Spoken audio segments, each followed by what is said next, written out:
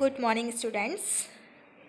बच्चों, last video में मैंने आपसे कहा था कि मैं यूकैरियोटिक एंड प्रोकैरियोटिक सेल्स का एक वीडियो बनाऊंगी। तो आज मैं वही वीडियो बनाने जा रही हूँ। इसमें मैं आपको सबसे पहले सेल्स के बारे में बताऊंगी, because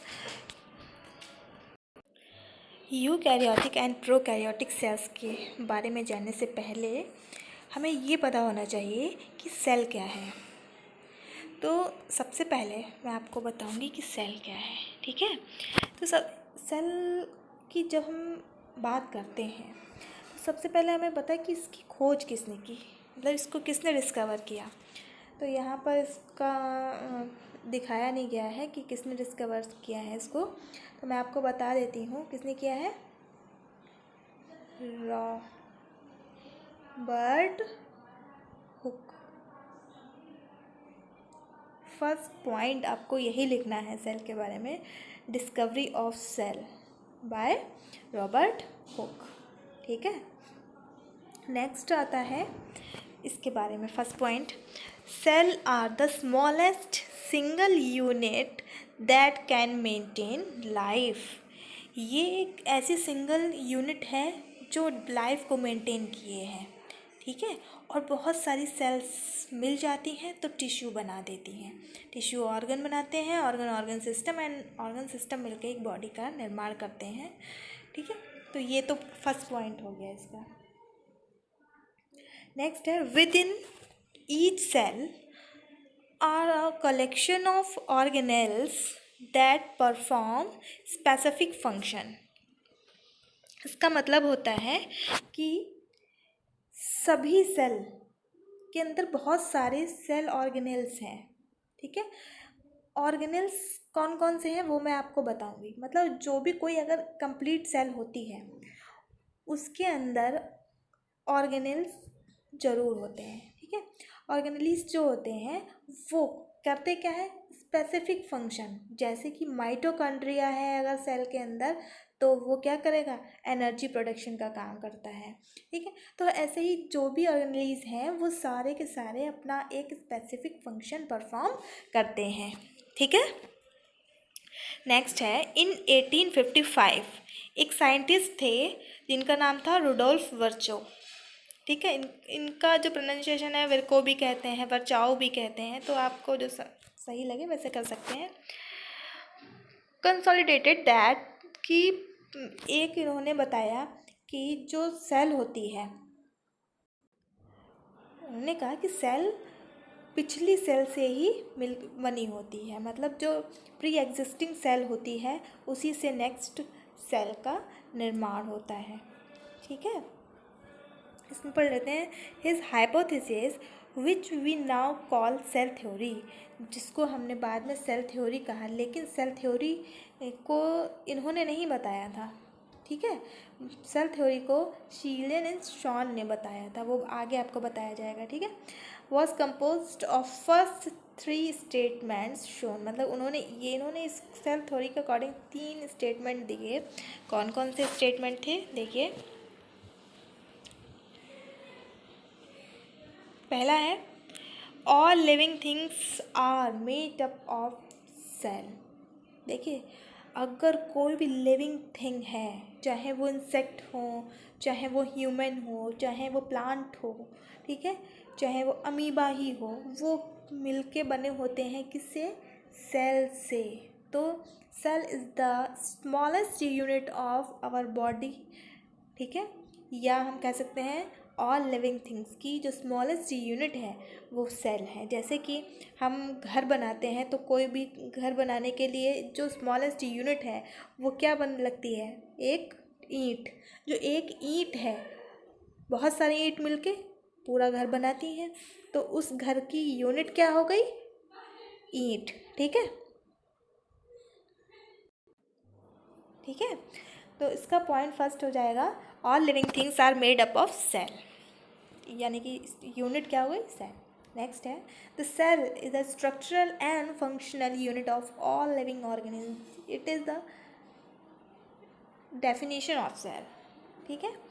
the cell is structural and functional unit of all living things. Next आता है all cells comes from pre existing cells. ये देखिए यही पॉइंट वर्को ने दिया था कि जो सेल है वो कहाँ से आई, पहले से जो एग्जिस्ट कर रही है सेल उससे। नेक्स्ट है cells contain inheritable information which is passed from cell to cell during cell division.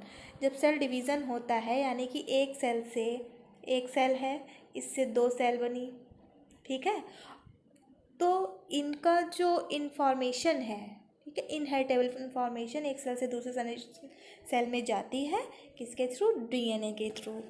Next है cells are basically the same in chemical composition. इनका केमिकल कंपोजिशन भी कैसा होता है, एक जैसा होता है सेल्स का।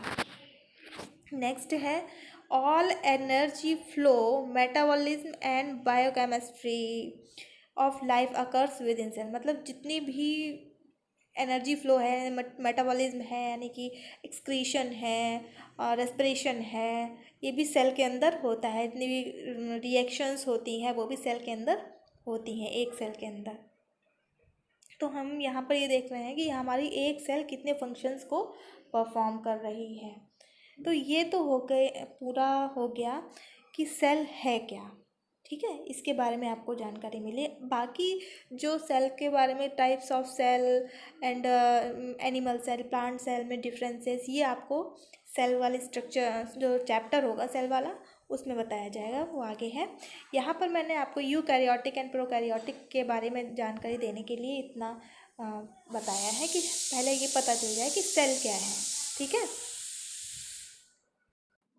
अब हम आते हैं difference in prokaryotic and eukaryotic cell. तो पहला हम बात करते हैं, देखिए अब इससे पहले भी हम आपको ये बता रहे हैं कि कोई भी सेल होती है उसमें सेल ऑर्गेनेल्स होते हैं और उसमें सेल मेम्ब्रेन होती है, सेल वॉल होती है। अगर एनिमल सेल है तो उसमें सेल वॉल नहीं होती है। तो सेल में बहुत सारी चीज़ प्रेजेंट होती हैं। सेल ऑर्गेनेल्स कौन कौन से होते हैं, जितने भी ऑर्गेनेल्स होते हैं वो कौन से होते हैं, माइटोकॉन्ड्रिया, ये सब सेल के अंदर ज़रूर होंगे, राइबोसोम, लाइसोसोम, गोल्गी बॉडीज़, ठीक है, endoplasmic reticulum, nucleus, well defined nucleus और क्लोरोप्लास्ट, प्लास्टिड्स, ये सब सेल के अंदर प्रेजेंट होते हैं, ठीक है। ये आपको ध्यान में रखना है। इसके बेसिस पे मैं आपको प्रोकैरियोटिक एंड यूकैरियोटिक के बारे में डिफरेंसेस बताऊंगी। नेक्स्ट पहला आता है डिफरेंस न्यूक्लियर मेम्ब्रेन। देखिए अगर कोई भी सेल है एक, तो उसके अंदर क्या है, न्यूक्लियस है, और न्यूक्लियस होता है, उसके ऊपर ये होती है एक मेम्ब्रेन जिसको हम बोलते हैं न्यूक्लियर मेम्ब्रेन, ठीक है। ये प्रोकैरियोटिक सेल में एब्सेंट होती है और यूकैरियोटिक सेल में प्रेजेंट होती है। अब देखिए जब ये होगी ही नहीं तो इसके अंदर का जो भी मटेरियल मतलब कि क्रोमैटिन मटेरियल है वो ऐसे ही पड़ा रहेगा, क्योंकि इसके अंदर है ही, ऊपर कवरिंग है ही नहीं, ठीक है। तो इसका जितना भी क्रोमैटिन मटेरियल है और इसके बाहर होता है साइटोप्लाज्म, ठीक है, सेल के अंदर साइटोप्लाज्म जो इसका लिक्विड भरा होता है। तो इस प्रोकैरियोटिक सेल का जो भी साइटोप्लाज्म है वो डायरेक्ट क्रोमैटिन मटेरियल के कांटेक्ट में रहता है, ठीक है, ये डायरेक्ट क्रोमैटिन मटेरियल के कांटेक्ट में है। देखिए यहाँ पे ये क्रोमैटिन मटेरियल है, समझ में आ गई बात। नेक्स्ट है डीएनए। इसका डीएनए होता है नेकेड और इसका डीएनए प्रोटीन कोड के साथ कंबाइंड होता है। अगर प्रोटीन कोड में इसके साथ में कंबाइंड नहीं है तो उस डीएनए को बोलते हैं नेकेड डीएनए। इसका मतलब है कि इसके डीएनए में, प्रोकैरियोटिक सेल के डीएनए में प्रोटीन एब्सेंट होती है, प्रोटीन प्रेजेंट नहीं होती है और इसमें प्रेजेंट होती है, ठीक है, प्रोटीन। और प्रोटीन कौन सी होती है, हिस्टोन प्रोटीन होती है, ये आगे आपको बताएंगे। नेक्स्ट है क्रोमोसोम्स। इसमें सिंगल यानी कि प्रोकैरियोटिक सेल में सिंगल होता है और यूकैरियोटिक सेल में मल्टीपल क्रोमोसोम्स होते हैं। नेक्स्ट है न्यूक्लियस। इसमें एब्सेंट होता है। देखिए इसमें एब्सेंट क्यों हम बताया गया, मैंने आपको बताया कि अगर उसका जो मटेरियल है, क्रोमेटिन मटेरियल, वो उसके कांटेक्ट में रहता है, साइटोप्लाज्म के कांटेक्ट में रहता है, तो इसमें पता ही नहीं चलता है कि न्यूक्लियस है भी कि नहीं, क्योंकि वेल न्यूक्लियर मेम्ब्रेन तो है ही नहीं, न्यूक्लियर मेम्ब्रेन जो है वो है ही नहीं, तो इसका मटेरियल ऐसे ही पड़ा है। अगर इसके ऊपर मेम्ब्रेन होती तो हम इसमें क्या कहते हैं, ये यूकैरियोटिक सेल, लेकिन यहाँ पर इसके पास मेम्ब्रेन नहीं है, इसीलिए न्यूक्लियस एब्सेंट मानते हैं और यूकैरियोटिक सेल में प्रेजेंट मानते हैं। डिवीज़न देखिए, सेल डिवीज़न, सेल कैसे डिवाइड होती है, इसमें ए माइटोसिस के थ्रू डिवाइड होती है, और इसमें माइटोसिस के थ्रू भी डिवाइड हो सकती है और मियोसिस भी हो सकती है। ठीक है, माइटोसिस, मियोसिस, ए माइटोसिस, ये आगे चैप्टर्स में आपको बताएंगे। राइबोसोम्स, अब देखिए इसमें बहुत सारे सेल ऑर्गेनेल्स होते हैं, जितने भी सेल ऑर्गेनेल मेम्ब्रेन बाउंडेड होते हैं, जिनके ऊपर मेम्ब्रेन होती है, ठीक है, ऐसे माने ये membrane bounded cell organelles prokaryote में एब्सेंट होते हैं और यूकैरियोट में प्रेजेंट होते हैं। लेकिन एक ऐसा सेल ऑर्गेनेल है जिसमें मेम्ब्रेन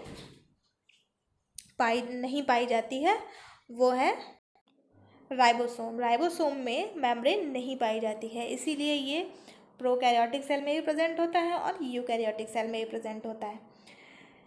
देखिए अब इसमें जो राइबोसोम होते हैं प्रोकैरियोटिक सेल में, वो 70S पाए जाते हैं, और यूकैरियोटिक में 70S भी पाए जाते हैं और 80S भी पाए जाते हैं, मतलब 80S भी हैं और 70S राइबोसोम यूकैरियोट के माइटोकॉन्ड्रिया में पाए जाते हैं, ठीक है, और इसमें पाए जाते हैं।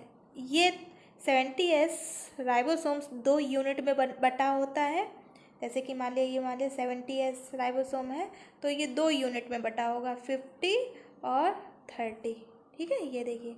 और जो 80S है वो कौन कौन से सब यूनिट में बटा होता है, 60 और 40, ठीक है, ये क्वेश्चन आता है, शॉर्ट नोट अगर लिखने को आता है राइबोसोम्स के बारे में तो ये सब कुछ बताना पड़ता है, वो आगे जब मैं आपको राइबोसोम्स को अलग से बताऊंगी, उसके फंक्शंस बताऊंगी, तब इसके बारे में जानकारी दूंगी, ठीक है। यहाँ पर सिर्फ आप इतना जानिए कि यूकैरियोटिक और प्रोकैरियोटिक सेल में क्या डिफरेंस होता है। नेक्स्ट है एंडोमेम्ब्रेन्स, इसमें प्रोकैरियोट में एब्सेंट होती है और यूकैरियोट में सब कुछ प्रेजेंट होता है तो उसमें प्रेजेंट ही होगी। माइटोकॉन्ड्रिया, क्लोरोप्लास्ट, सेल वॉल, ठीक है, माइटोकॉन्ड्रिया, क्लोरोप्लास्ट, देखिए ये सेल ऑर्गेनेल्स हैं जो कि प्रोकैरियोट में एब्सेंट होते हैं, यूकैरियोट में प्रेजेंट होते हैं। नेक्स्ट आता है सेल वॉल, तो इसकी सेल वॉल नॉन सेलुलोजिक होती है, यानी कि इसकी सेल वॉल में सेलुलोज प्रेजेंट नहीं होता है, और इनकी सेल वॉल में सेलुलोज प्रेजेंट होता है लेकिन प्लांट में, ठीक है। एनिमल सेल में जो यूकैरियोटिक एनिमल सेल होती है उसमें सेल वॉल प्रेजेंट नहीं होती है। नेक्स्ट है एक्सोसाइटोसिस एंड एंडोसाइटोसिस, ये प्रोकैरियोट में एब्सेंट होती है और यूकैरियोट में प्रेजेंट होती है। एक्सोसाइटोसिस मतलब कि सेल के कुछ बाहर जाना, और एंडोसाइटोसिस में एंडो मतलब होता है अंदर, एक्सो मतलब होता है बाहर, एग्जिट, ठीक है, सेल के कुछ अंदर जाना और सेल से कुछ बाहर जाना, तो इसको कहते हैं एंडोसाइटोसिस और एक्सोसाइटोसिस। ये ऐसा कुछ प्रोकैरियोट में नहीं पाया जाता और यूकैरियोट में पाया जाता है। नेक्स्ट है लोकोमोशन, तो लोकोमोशन प्रोकैरियोट्स में सिंगल फेब्रिल या फ्लैजिलम के थ्रू, या एक फ्लैजिला होगा इस तरीके से, ठीक है, या छोटे छोटे फेब्रिल होंगे, ठीक है, इसके थ्रू लोकोमोशन होता है। और यूकैरियोट में सीलिया, फ्लैजिला सबके थ्रू जाता है यूकैरियोटिक सेल में, ठीक है। तो ये तो ऑल अबाउट हो गया यूकैरियोटिक एंड प्रोकैरियोटिक सेल। अब हम एग्जांपल देखेंगे कि यूकैरियोटिक सेल और प्रोकैरियोटिक सेल का क्या एग्जांपल है। तो सबसे पहले हम बात करेंगे कि इसका डायग्राम में ये तो आ जाती है हमारी प्लांट सेल, ये आती है प्रोकैरियोटिक सेल, ये है प्रोकैरियोटिक सेल, प्रोकैरियोटिक सेल। इसमें देखिए, इसमें ये तो क्या है, फ्लैजिल, ये आपको ऐसे ही सेम बनाना है डिफरेंस लिखने के बाद में, ठीक है। तो ये तो हो गए इसके फ्लैजिला, इसके थ्रू इसमें क्या होता है, लोकोमोशन होता है। सबसे पहले देखते हैं इसमें छोटे छोटे राइबोसोम्स पाए जाते हैं। बताया था कि राइबोसोम्स पाए जाते हैं प्रोकैरियोटिक सेल में। प्लाज्मिड होता है इसमें, ठीक है। प्लाज्मिड क्या होता है, सर्कुलर डीएनए होता है, उसको हम प्लाज्मिड कहते हैं। देखिए सर्कुलर है ना, ये बंद है चारों तरफ से। ये हो गई इसकी सेल वॉल, ठीक है। जो पेप्टाइडोग्लाइकॉन, वेरी इंपॉर्टेंट पॉइंट, कि प्रोकैरियोटिक सेल, या ये देखो इसका नाम क्या है, ये प्रोकैरियोटिक सेल है क्या, बैक्टीरिया। बैक्टीरिया एक प्रोकैरियोटिक सेल है, और एक होती है तो हम बोलते हैं उसे बैक्टीरियम। तो बैक्टीरिया एक प्रोकैरियोटिक सेल होता है और उसकी सेल वॉल पेप्टाइडोग्लाइकॉन की बनी होती है। ये इंपॉर्टेंट पॉइंट है और ये आपको अपनी नोटबुक में नोट करना है। छोटे छोटे पाइलाई निकले होते हैं, इससे ये रिप्रोडक्शन का काम भी करता है और ये लोकोमोशन का काम भी कर लेता है। इसके अंदर ये लिक्विड जो भरा हुआ है उसको हम साइटोप्लाज्म कहते हैं। फिर इसकी जो लेयर है इसको हम बोलते हैं कैप्सूल। न्यूक्लियोइड, जो इसका जो न्यूक्लियस होता है उसको हम न्यूक्लियोइड बोलते हैं, ठीक है, जिस जीनोफोर कंटेन किए होता है। एंड ये जो है आपको ग्रीन कलर की दिख रही है, सेल मेम्ब्रेन है, ठीक है। सेल वॉल देखिए बाहर होती है, सेल मेम्ब्रेन अंदर होती है, इस चीज़ को आप ध्यान रखिएगा। नेक्स्ट अब हम आपको, ये तो हो गई प्रोकैरियोटिक सेल, यानी बैक्टीरियल सेल प्रोकैरियोटिक सेल होती है। अगर एग्जाम्पल आया आपको एक कोई भी प्रोकैरियोटिक सेल लिखने के लिए, तो आप बैक्टीरिया का नाम देंगे और डायग्राम में ये सेल बनाएंगे बैक्टीरिया की, ठीक है। नेक्स्ट हम यूकैरियोटिक सेल बताते हैं आपको। देखिए यूकैरियोटिक सेल में हम दोनों सेल दे सकते हैं, यानी एनिमल सेल भी हम बता सकते हैं और प्लांट सेल भी बता सकते हैं, ठीक है। तो हम यहाँ पर एनिमल सेल आपको दिखा रहे हैं। ये देखिए आप, इसमें सब कुछ प्रेजेंट है। माइटोकॉन्ड्रिया भी मिलेगा आपको, ठीक है, माइक्रोट्यूब्यूल्स भी मिलेंगे, लाइसोसोम्स भी मिलेंगे, ठीक है, पेरोक्सीसोम्स भी मिलेंगे, वैक्यूल भी होगी, साइटोप्लाज्म भी भरा हुआ है इसमें, ये येलो येलो पार्ट हम कर देंगे। गोल्गी वेसल्स भी हैं, गोल्गी एपरेटस भी है, ठीक है। न्यूक्ली देखिए ये न्यूक्लियस है और इसके अंदर जो होता है वो न्यूक्लियोलस होता है, और इस तरीके से आपको धागे धागे जैसे दिख रहे हैं, ठीक है, वो क्या है, क्रोमेटिन मटेरियल है, ठीक, ये है न्यूक्लियस। और जो न्यूक्लियस से ये लाइन लाइन सी दिख रही हैं, इनको बोलते हैं, देखिए एस, जिसके ऊपर dot dot dot dot lines दिख रही हैं वो होता है रफ एंडोप्लाज्मिक रेटिकुलम, और जिसके ऊपर ये डॉट नहीं है, देखो ये डॉट नहीं है, ये है स्मूथ एंडोप्लाज्मिक रेटिकुलम, ठीक है। और इसके ऊपर डॉट डॉट ये है क्या, राइबोसोम्स प्रेजेंट हैं। ये डॉट डॉट को हम क्या कहेंगे, राइबोसोम्स, ठीक। तो ये पूरा स्ट्रक्चर हो जाता है हमारा एनिमल सेल का। सेम ऐसे ही आपको बनाना है। इसकी जो आउटर मेम्ब्रेन है उसको हम कहते हैं प्लाज्मा मेम्ब्रेन, ठीक है। इस और प्लांट सेल में क्या होता है, इसके बाहर एक सेल वॉल पाई जाती है, लेकिन एनिमल सेल में सेल वॉल नहीं पाई जाती। ये आ गई प्लांट सेल। प्लांट सेल में देखिए सब कुछ वही है, लेकिन बस यहाँ पर सेल वॉल प्रेजेंट होती है। तो ये न्यूक्लियस हो गया, ठीक है। ये बाहर चारों इसके स्मूथ एंडोप्लाज्मिक रेटिकुलम छोटे छोटे वाले हैं, क्योंकि इसके ऊपर राइबोसोम नहीं है, और जिसके ऊपर राइबोसोम है ये वाले, उसको कहेंगे रफ एंडोप्लाज्मिक रेटिकुलम। लाइसोसोम भी है, माइटोकॉन्ड्रिया भी है, राइबोसोम्स भी हैं। ये जो बाहर वाली लेयर है इसको हम कहते हैं सेल वॉल, ठीक है। वैक्यूल बहुत बड़ी होती है इसकी, जिसकी जो वैक्यूल है वो बहुत बड़ी होती है, इसको कहते हैं वैक्यूल। साइटोप्लाज्म ये ग्रीन कलर का भरा हुआ है, ठीक है। क्लोरोप्लास्ट, प्लांट सेल का मेन कैरेक्टर क्या है, इसमें क्लोरोप्लास्ट होता है, जो क्या करता है, फोटोसिंथेसिस का काम करता है, ठीक। तो ये हो गया all about eukaryotic cell and prokaryotic cell, ठीक है। इसमें आपको कुछ ऐसा है जो समझ में नहीं आता है तो आप नीचे कमेंट करिए, उसमें लिखिए कि क्या समझ में नहीं आ रहा है, मैं उसको आप बताऊंगी, ठीक है। और इस चैनल को सब्सक्राइब कर लीजिए, जिससे कि नया जो नोटिफिकेशन होगा animal cell and plant cell के बारे में डिफरेंसेस के लिए, वो आपको मिल जाएगा। धन्यवाद।